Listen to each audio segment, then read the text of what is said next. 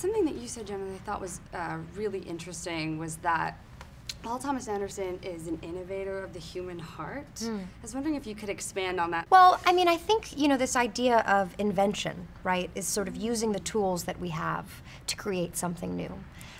You know, using our day-to-day and seeing and having the vision to see it as something else. And also creating uses for things that maybe have become disuseful in our lives. And I feel like for me, every film that I've ever seen, he's taken, you know, everyday occurrences and has sort of allowed me to has revealed the magic of them, the sorrow of them, the love of them.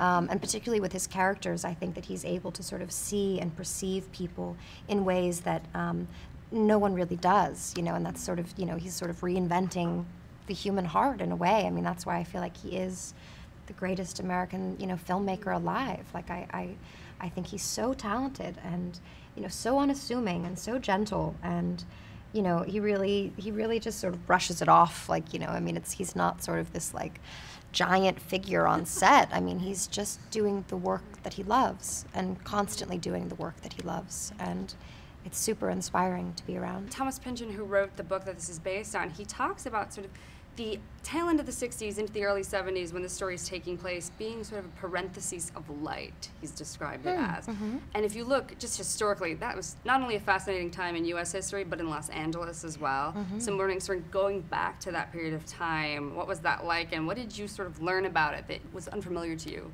before?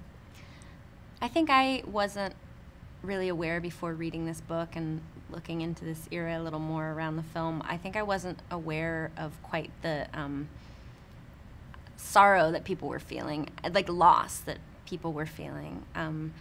I knew, you know, everyone talks about sort of the end of the summer of love and Charles Manson and Altamont and Vietnam and these really dark things, but I think working on this project really drew my attention to this more abstract thing, which was sort of like the end of a dream, of an ideal that everyone had worked towards together, and watching it fall apart must have been devastating for a lot of people. Yeah, and it's sort of portrayed in this hyper-real kind of lens. I think, you know, Paul Thomas Anderson is really known for that a lot of the times. I'm wondering, is the approach different, you know, to a character in that realm versus something that's based in just realism? Well, I mean, I think you as an actor can't really think about what the audience will be interpreting, you know? It's sort of like interpreting your generation whilst you're living it. You know, it's a really hard thing to see. So I think that really, no matter what, you play the truth, and then allow him to sort of play into where he wants it to sit, you know, in the sense of making it sort of more magical or more authentic. I don't know. It's hard to sort of play magic. You know, it is. It's a strange thing to do.